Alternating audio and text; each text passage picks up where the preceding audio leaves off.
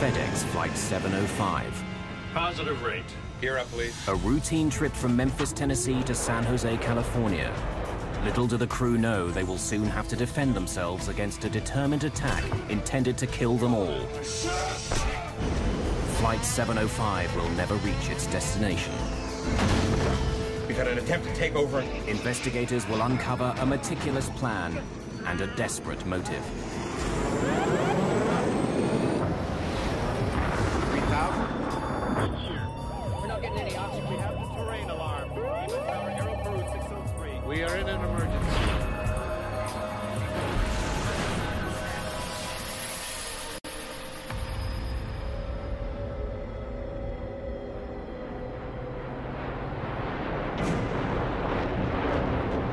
It's April 1994. A FedEx cargo plane is on its way to California.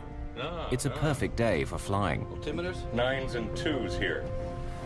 But behind the cockpit, in the galley area, a disaster is about to unfold. The pilots of FedEx Flight 705 are seconds away from an unprecedented situation. God almighty.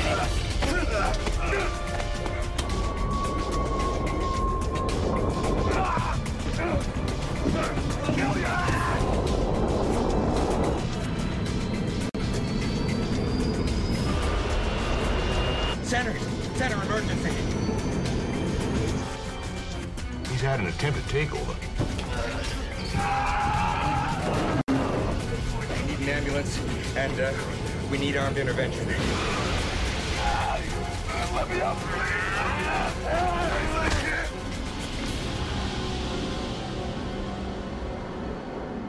April the 7th, 1994. Worldwide headquarters of Federal Express in Memphis, Tennessee. Servicing 171 countries, the company delivers over 2 million packages per day and works to a tight schedule. Flying conditions are perfect at the Memphis airport. FedEx Flight 705 to San Jose, California is preparing to depart with a 3-man crew. Has the afternoon flight to San Jose got any jump seaters on it? None at all? 42-year-old Auburn Calloway is a flight engineer. He hopes to hitch a ride on Flight 705 for pressing personal reasons. Thanks. Employees have the privilege of free rides. They're known as jump seaters. 39-year-old flight engineer Andy Peterson is the first of the flight crew to arrive on the plane. Andy Peterson. Auburn Calloway. He's surprised to find Auburn Calloway on board. My first thought was, well, scheduling has gotten, it's also called someone else out for the flight. And now we've got 2 engineers, so I said hey to him and then asked him if he was going to be riding out to San Jose with us, and he said he was, that he was going to ride the jump seat out. Peterson, a 5-year flyer with FedEx, finds something unusual during his pre-flight check. The breaker switch of the cockpit voice recorder, or CVR, is in the off position. Puzzled, Peterson resets it. The CVR records all in-flight voice communications. It's a crucial tool for investigating air disasters. No large commercial airliner is allowed to fly without one. The cockpit voice circuit breaker, it had popped out, which meaning the power's off to the cockpit voice recorder. So I'd never seen that before, and I thought, well, that's kind of weird. 49-year-old pilot David Sanders and 42-year-old co-pilot James Tucker are next to board and prepare for departure. Calloway. You mind if I hop around with you guys, California? No, not at all. I don't see any problems today. Everything looks good. You play the guitar? I play at it. He was very cool, calm, collected, nothing indicating anything was amiss. Actually, noticing there was a guitar case off to the right in front of the 9G net. But I couldn't wait to get in the cockpit and start going through cockpit checks because we had a lot to do. But something was amiss. They didn't know it, but Calloway had originally been scheduled to be the flight engineer on this flight. However, he and his crew had exceeded their flying hours by just 1 minute the previous day, so they'd been replaced. But Calloway was determined to make Flight 705 no matter what. I think she'll fly. Oh, nuts and bolts around? Yeah.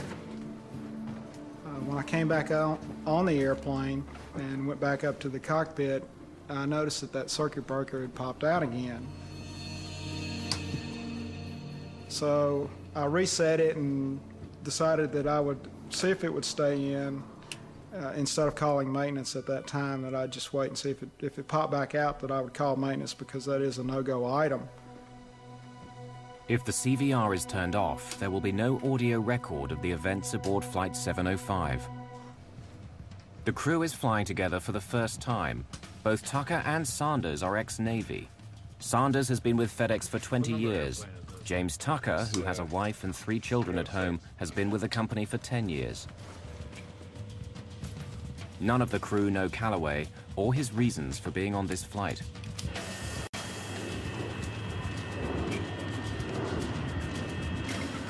Express 705, heavy runway 27, clear for takeoff. Express 705 cleared for takeoff.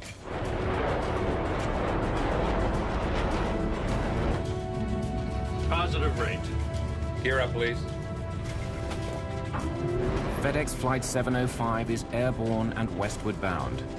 The weather to California is clear, and if all goes as planned, they'll be back home within 10 hours. But back in the cargo area, Auburn Calloway is launching a different plan. A plan he's been shaping and reshaping for several days. Like the brilliant chess player he is, Calloway has thought out all his moves. Being bounced from the crew of Flight 705 today was an unexpected glitch, but nothing he can't cope with.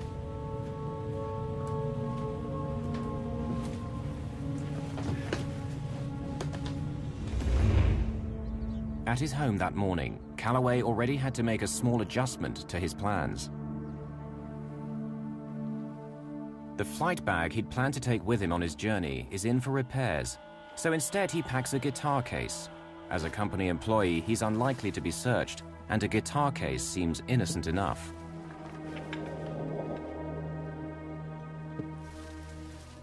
Here you have a man who made some accomplishments that no other African American had ever made. Calloway graduated from Stanford University in 1974. He became a top Navy flyer, then a commercial pilot, but his 5 years at FedEx have been as a flight engineer. He was highly intelligent, a driven person to accomplish goals, and had before him an opportunity of a tremendously positive career. He was married and had children and family, and it just seemed as though he was almost part of the true American dream, just about the American family. Before leaving for the airport, Calloway put some important documents on his bed. Among them, his last will and testament.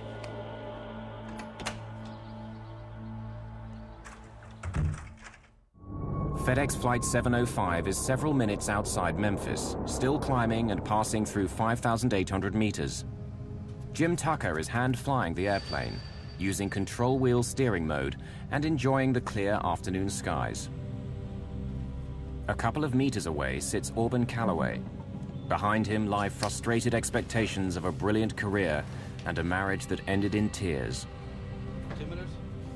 9s and 2s here. After takeoff is complete. Calloway has a terrifying plan. His guitar case is packed with several hammers and a spear gun.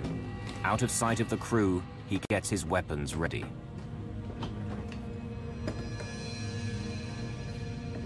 To be successful, Calloway will have to act quickly. Speed and strength will be critical. Calloway is a former Navy pilot and a martial arts expert, so speed and strength come as part of the package.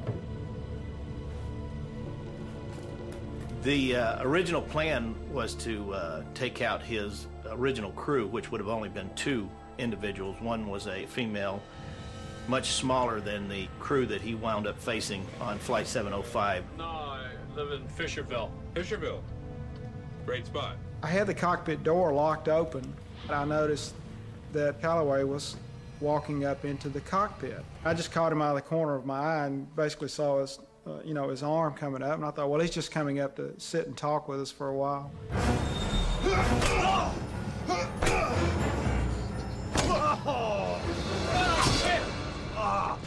Excruciating pain, blinding pain. So much, in fact, that I never lost consciousness, but I lost useful consciousness for at least 45 seconds. The crew is in shock and confused. What I saw was simply a face and his eyes and an object coming down at me. I didn't discern any emotion or hate or anger. I just saw a threat, and I didn't really know what the threat was because it's so shocking. And for a crew member who is a pilot in uniform to attack another pilot is unheard of in the airline industry. Although terribly injured, Peterson and Tucker are still alive. Get him! Get him! Get him! Calloway hurriedly retreats out of the cockpit. Unaware of each other's injuries, the crew starts to mobilize. Calloway has a backup plan. The spear gun stashed outside the cockpit is a deadly weapon. Sit down! Sit down!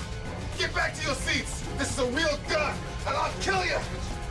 There was a loud ringing in my ear, and I was a little unbalanced.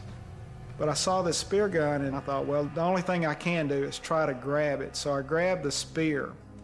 It sticks out of the spear gun about, I don't know, 4 inches or so. So I grabbed it right behind the barbs and tried to hang on to it real tight. Tucker does something that Calloway is not expecting. He pulls back the yoke and puts the plane into a sudden 15-degree climb. It throws the struggling men out of the cockpit into the galley behind. I had already figured out that what I had in my hands is probably one of the best weapons available, and that was the aircraft itself. Tucker has not been just a Navy pilot, but a combat instructor flying A4s. His fighter pilot experience would prove invaluable in the next few minutes. I was looking at this whole situation as if it was an air combat maneuvering situation. Get him! We're taught in the Navy and the fighter community is that, you know, the first thing you want to do is engage the bogey, engage the bad guy. You make him predictable by engaging him, and you use his predictability then against him, and then you kill the bogey. Get him! Get him! Get him! But the co-pilot doesn't stop there. Tucker immediately rolls the massive aircraft to the left in an acrobatic maneuver to try and disarm Calloway. The men roll along the smoke curtain to the left side of the plane. I knew that I had to do something very abrupt, very, very rough, and something that he would not be expecting.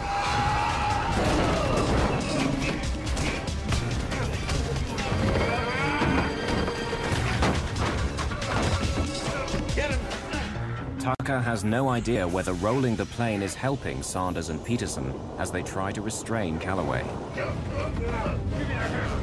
The fight continues with the men pinned to the left side of the plane.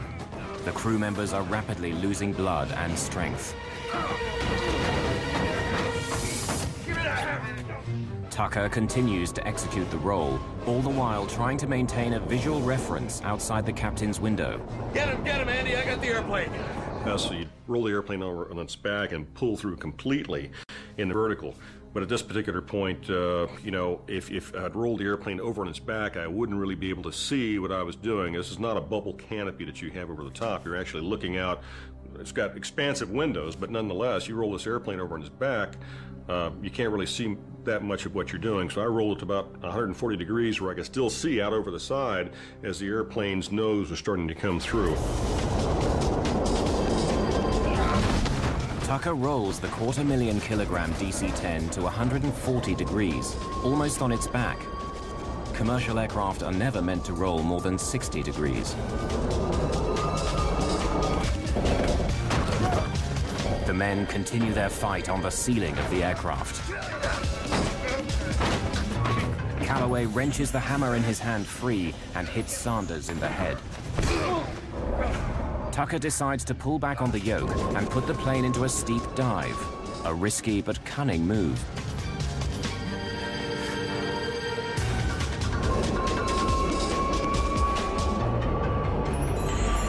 The G-force of the dive pushes the men back along the ceiling to the smoke curtain.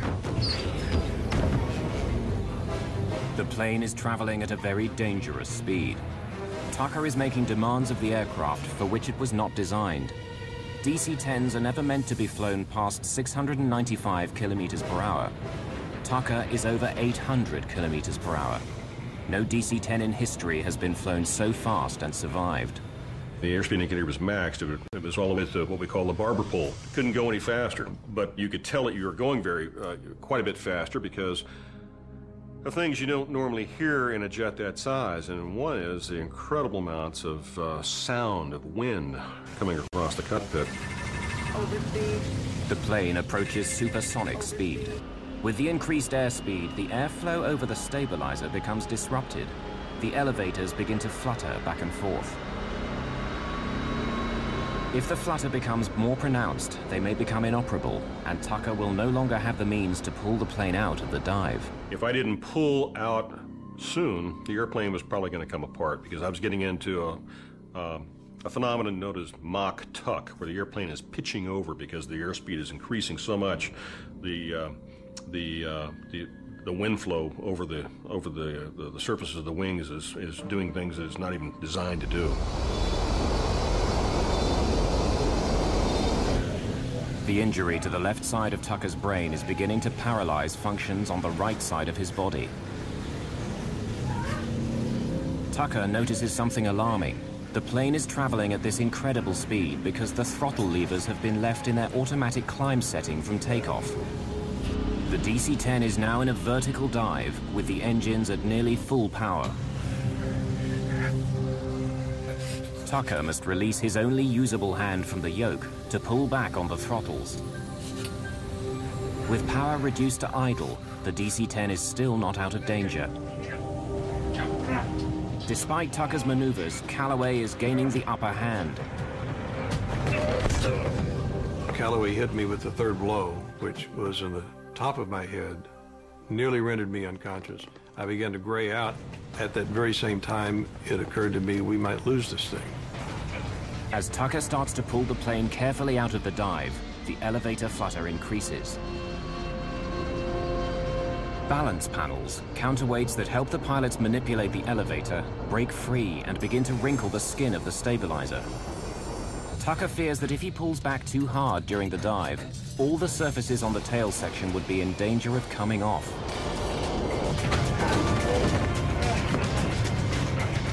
Sanders' strength is nearly spent, and Peterson's head is bleeding profusely from his ruptured temporal artery. Somehow they manage to pin their attacker down. The G-forces began to be reduced as he began to level off from pulling out of the dive. I saw the hammer in Callaway's hand. I then reached for the hammer with both my hands and pulled the hammer out of his hand. Sanders believes this is a turning point. The plane is safe for the moment.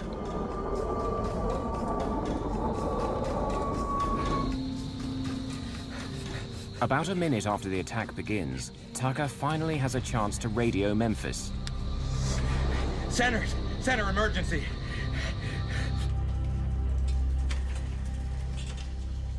Air traffic controller Kent Fleshman and his trainee receive Tucker's emergency request. Aircraft with emergency, say again. Center. Aircraft with emergency, say again. Listen to me. It's Express 705. I've been wounded. We've had an attempted takeover and aboard the airplane. Give me a vector, please. Back to Memphis at this time. Hurry. Express 705, fly heading 095, direct Memphis. 095, direct to Memphis. Get me an ambulance and alert the airport facility. Hey, Memphis, you still with me? Affirmative 705, descend and maintain 10,000. Fleshman takes action in case the hijacker has a gun. If he can get the plane below 3,000 meters, a bullet hole in the fuselage will not cause explosive decompression.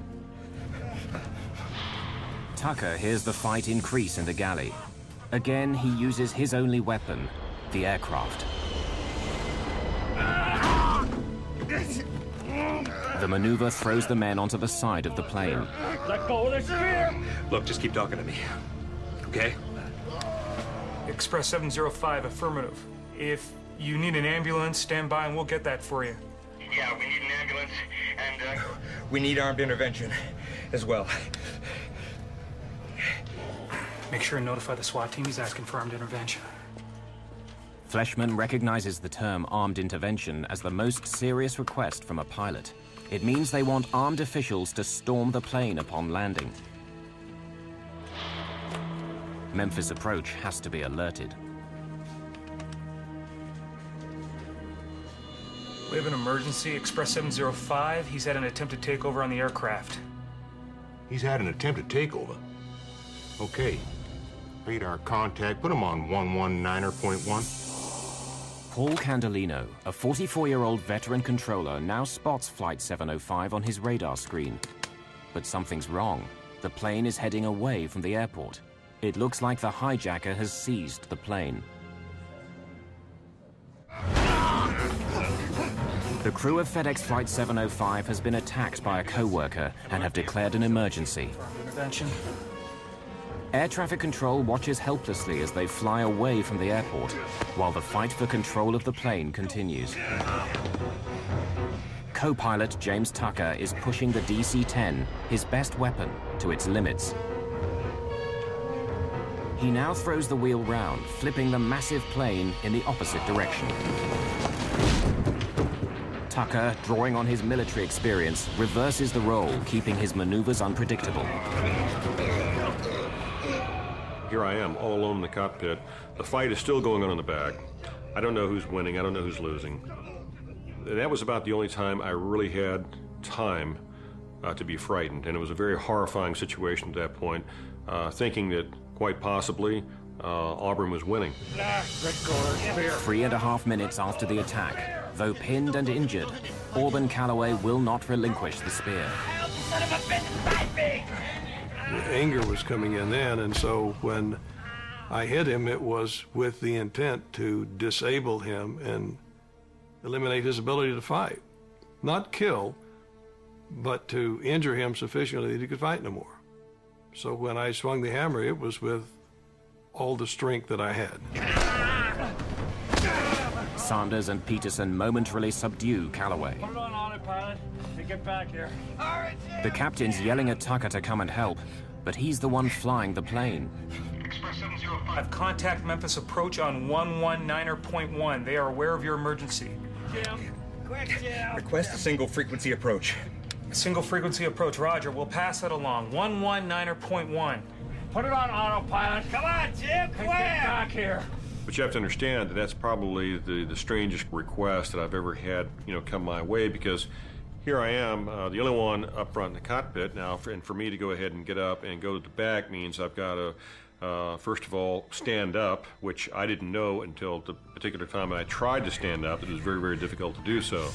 Jim Tucker, with a fractured skull and only one side of his body functioning, puts the plane on autopilot and struggles out of his seat to help. Hey, wait a minute, I'm coming. Autopilot. But the plane's gyros haven't stabilized sufficiently for the autopilot to take over. Okay. Now, no one's flying the... 705 Heavy, how do you hear? Paul Candelino tries to establish radio contact with Flight 705, but there's no response. Their radar screens show the aircraft turn to the north, then the west, finally southwest, heading away from the airport. There's only an eerie silence. Anything could be happening on board the plane. As I stepped into the forward cargo area, I was absolutely amazed at what I was seeing. All three of the individuals are completely covered with blood. Auburn Calloway on his back. There are papers everywhere in the back. You can see where the jump seats, which is just a normal commercial airline seat, has had the covers torn off. There's bloody footprints on the top of the ceiling. There are coats that have come out of closets. It's total carnage in the back. Sanders has disarmed Calloway and handed the spear to Tucker. You move, I'll kill you. You keep him contained, I'm going to get the airplane. Go get the airplane. They decide that Sanders, the captain, should fly the plane back to Memphis. You take this. Tucker wants the weapons as far away from Calloway as possible and asks Sanders to take them with him to the cockpit. In an emergency situation, it's expected that the captain of the airplane will fly the airplane. I was in somewhat of a daze because of the fight. I wasn't sure of the direction of the airplane. I wasn't sure of the condition of the airplane, but it appeared to be flying okay. I was bleeding excessively from the top of my head. I couldn't see out of my left eye. I thought the fight was over. I mean, I had hit Calloway 4 times in the head with a 20-ounce framing hammer as hard as I could swing it.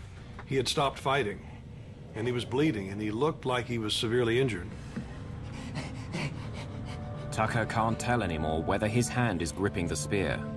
The blows to his head have caused a blood clot on his brain and have damaged his sense of touch. Let me up! Let me up! I won't fight anymore, please! I can't breathe! Though several gashes have been opened in his skull, Auburn Calloway cannot be trusted. Both pilots know their strength is quickly running out. Sanders, safely back in the driver's seat, must get the plane on the ground, and fast. Memphis, can you hear me? Is this Express 705 Heavy? 705 Heavy, yes. Express 705 Heavy, Memphis. Roger, I do hear you. You can proceed direct to Memphis if able. Expect runway 9er. The altimeter is 30.29er.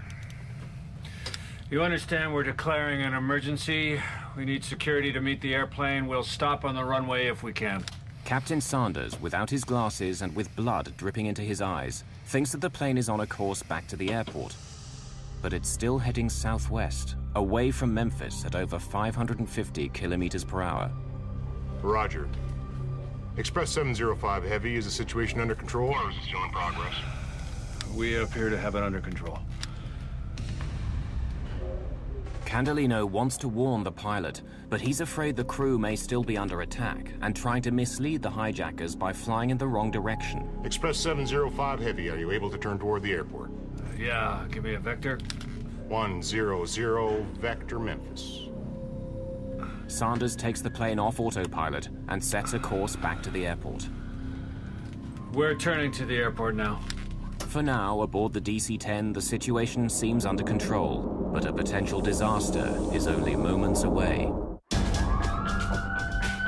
At the Memphis airport, emergency personnel begin to move into position. We need security to meet the airplane. We'll stop on the runway if we can. A FedEx cargo plane is about to land after a would-be hijacker tried to seize control. All members of the crew are badly injured. Paramedic David Teague is one of the first to get the call. They came over the loudspeaker system from the air traffic control center, and I was new to the area, so I wasn't able to understand them real well. But I got the words hijacking and some other stuff, and was advised that there had been a hijacking on an airplane, and then dispatched us out to the runway where the plane was going to be landing. The airplane is heading for the safety of Memphis Airport, but that in itself presents another scary possibility.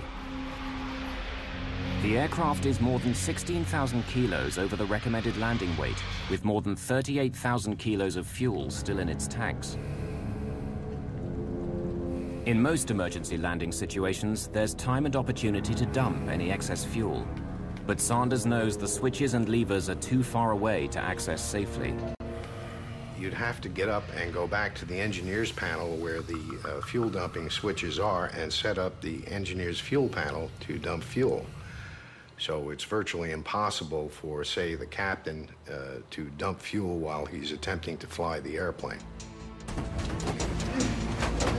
In the galley, Auburn Calloway still hasn't given up the fight.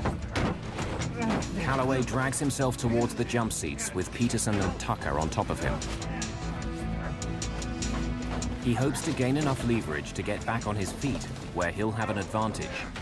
He was using his thumbs to go ahead and try and push my eyes out, doing everything he possibly could to break Andy and I down as a team. You know, we could handle them together, but we certainly couldn't handle it one-on-one. This is certainly a fight against the clock. Auburn's getting stronger. I know we're getting weaker. I knew if he ever got back in the cockpit, we were history. I just knew we had to keep him, somehow we had to keep him from getting back in that cockpit. Approaching 7,000 feet, the fight in the back started again. And it was as violent and as loud as when I was in the back in the midst of the fight. It became so violent and loud that approaching 7,000 feet, I decided that I was going to level the airplane, turn on the autopilot, go to the back of the airplane, and kill Callaway. It was so severe, I thought that had to be done. The DC-10 is less than 40 kilometers from Memphis Airport. Is he under control? I don't know. The sound of the struggle worries Sanders. He decides this has to end. I released the seatbelt, climbed out of my seat, headed to the back of the airplane, and Jim Tucker said to me, "David, I think we have him under control now." I said, "Are you sure?" Yeah, he is. He said, "I think we have him under control." I went back to the seat, climbed into the left seat of the airplane, continued the descent on down toward the airport. Express 705 Heavy, verify the situation is still under control? Yeah, it's sort of under control. The wind is 03E04. Cleared to land, runway 9er.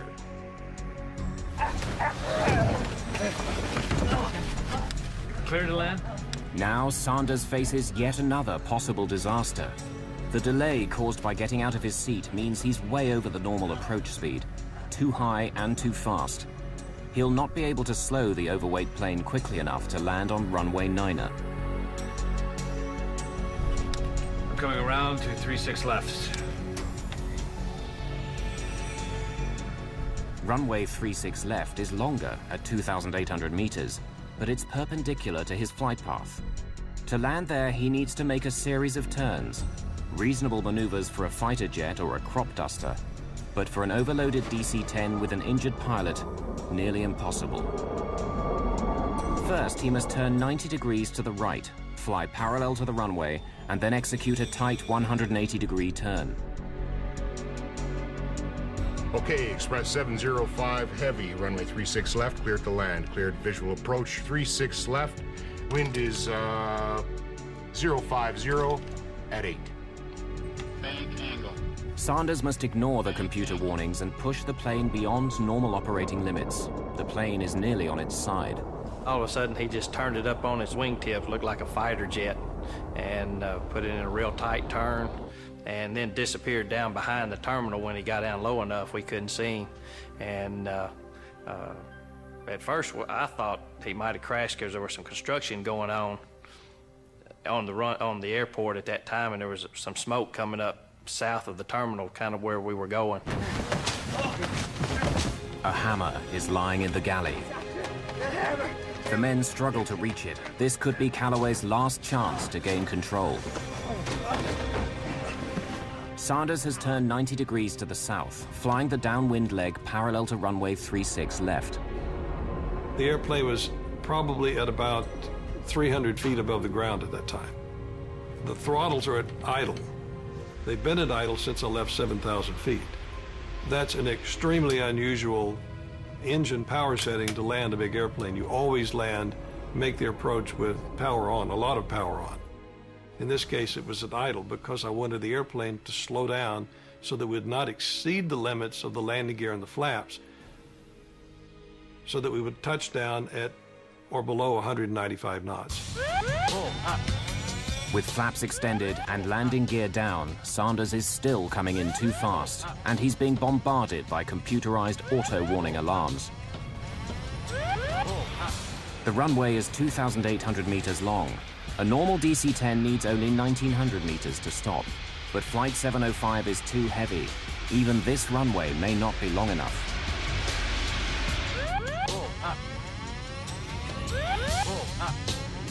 Peterson manages for the first time in the fight to get hold of a hammer, but is extremely weak due to blood loss. You gotta hit him, Andy! You gotta hit him! I was almost like pleading with him, and I told him, I said, Andy, you gotta hit him. He's about ready to take us down. And I guess I gave him kind of a blank stare of, what are you talking about? And he looked at me real stern, like a father would look at his son, saying, you've got to do this. And he said, hit him. You gotta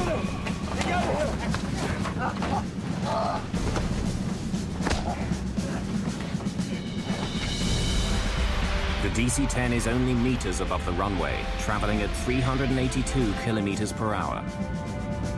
Sanders can only hope he won't explode the tires or crash beyond the runway.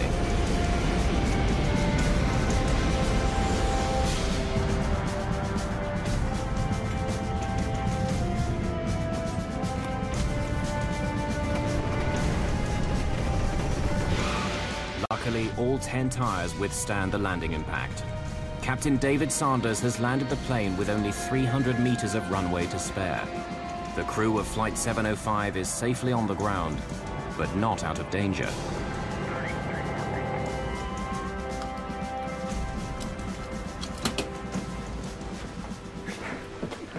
Blow the door.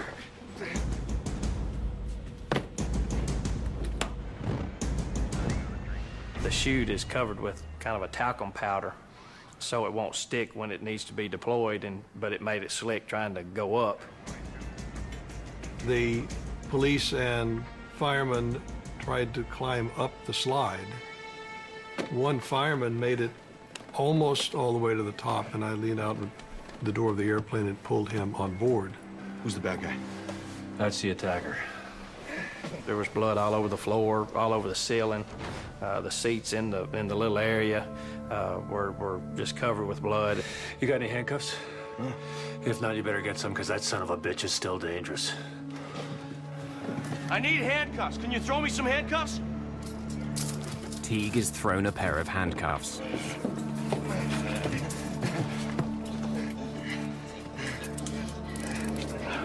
Stand here in the middle of the chain. Ouch! Get your foot off!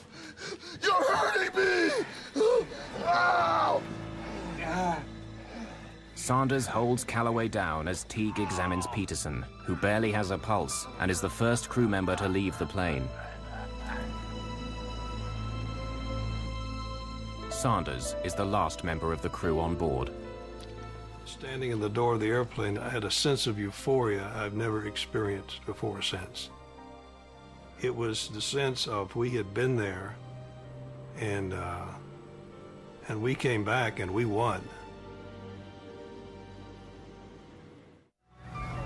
The three men have weathered the attack of a co-worker, but they're badly injured.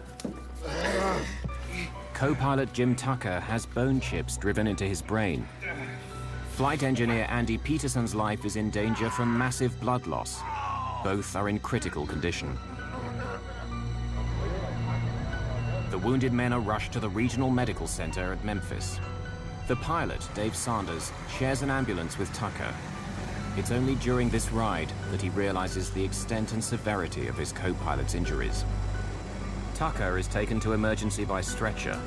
Sanders is helped, but can walk.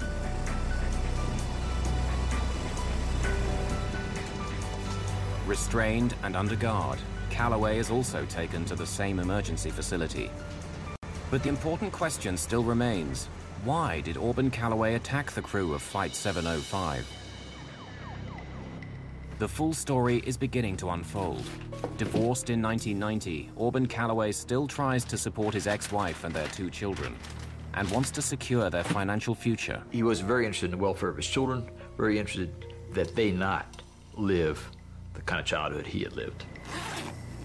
The evidence for a suicidal mission against FedEx grows as investigators search the aircraft and find a letter to Calloway's estranged wife. Dear Pat, I want you and the kids to know that I lived for you. I thought of your welfare every day. Though, for example, how can I guarantee having enough money for Keela and Bernie's Stanford education? He was obsessed with his financial well-being. He was interested in his children. I tend to believe he's interested in his marriage. And I know his marriage was coming apart, or had come apart, basically, at the time of this incident. But I suspect he was also a difficult man to be married to. By April the 7th, 1994, Calloway may be thinking his career is over. Life had been one disappointment after another. The failed marriage, the kids he can't afford to send to university, the brilliant pilot who ends up as an engineer on a cargo plane. And now even that may be about to go. The following day, he's supposed to report to a FedEx hearing about falsified information he'd given the company. During our investigation, it appeared that he had overestimated the number of hours of flight experience that he had, and that the company was taking a look at this. Calloway may be afraid he'll be fired. At just 42, his professional life could be finished. He comes up with a solution. The goal is to leave my children well off. The goal is to escape, I guess, the pain of this life. I can't continue to participate in this life and still leave them well off because I'm fixing to lose my career. And I won't have the ability to provide for them like I'd like to. But my life has value if it's given in an accident. Calloway cashes in all the funds he can lay his hands on and sends a total of $54,000 to his ex-wife. But his life insurance is worth about $2.5 million if he dies in a work-related accident. I would much rather go on a date, time, place, and a method of my own choosing. I resolved some time ago that the next time my security and future is threatened or seriously jeopardized, it's time. My time to go. Perhaps he believes his family would receive the maximum insurance payout if he crashed the plane in an apparent accident.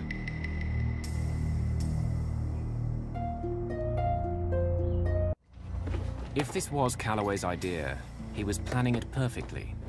He was armed with unusual weapons for a hijacking, hammers and a spear gun. After injuring the crew, he could take control of the plane.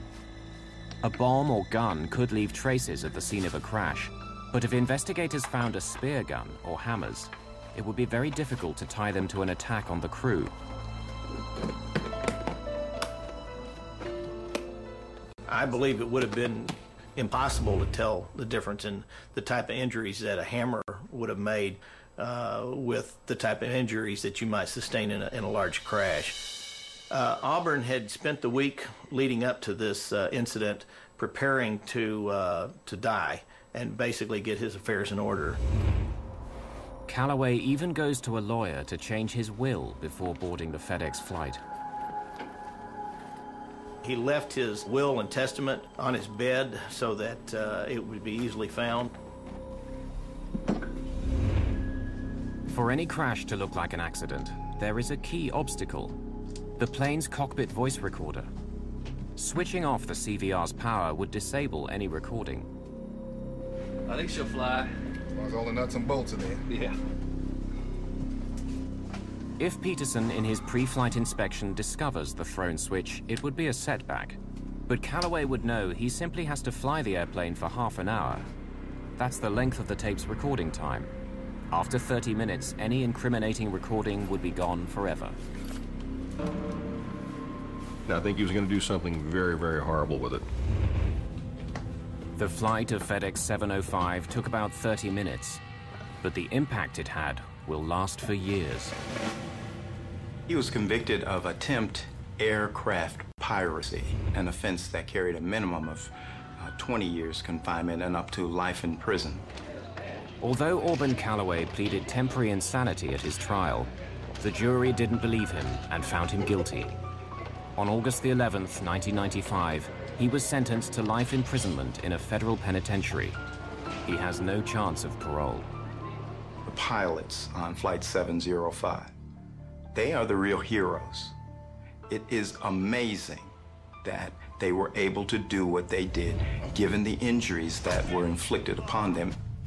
When someone's struck with a hammer on the skull, there can be linear radiating cracks that go out on the skull. And then if it's hard enough, there may well be in-driven bone right at the site where the hammer head hits the skull and drives it into the skull. This is a replica of my skull cap. It was put together by use of a CAT scan protocol to give the proper shape of my skull and also the shape of the defect that we're dealing with here. This is the area that I was hit on the left parietal. For a year and a half, I was actually walking around in this configuration. It took 2.5 years to recover completely because I had to learn how to walk, talk, and chew gum all over again. I had 3 major operations. I operated on him twice more after his initial injury and then followed him through his rehabilitation. They can fashion a piece of material to fit the exact size of the defect, the shape of the skull, and of course the thickness of the skull as well. It's a blown acrylic called an HTR, or hard tissue replacement. He had difficulty with speech, difficulty with sensation and motor strength on the right side, and he came back to where he can now probably, if he wanted to, break my fingers with a handshake. On May the 26th, 1994, the crew of FedEx Flight 705 was awarded the Airline Pilots Association Gold Medal Award for heroism, the highest award a civilian pilot can receive. However, because of the legacy of their injuries, none of the crew has been certified as medically fit to fly commercially. I always thought, I'm going to fight, I'm going to overcome this thing. Except that that's when they found out that I had a slight seizure disorder. I'm seizure-free, but it's because I had to take medication. And the only way for me to be able to fly without somebody with me is to be off of medication. At this particular point, it's been ascertained that I'll never be able to do that. I'll be on medication for the rest of my life. I miss the flying. Every time I see an airplane go over, I wonder where it's going. So I miss that part of it. But I really cherish the fact that, I'm still alive and able to be with my family. The bond of pilots and what you do together in the airplane, outside the airplane, all that, I miss that. I miss it very much.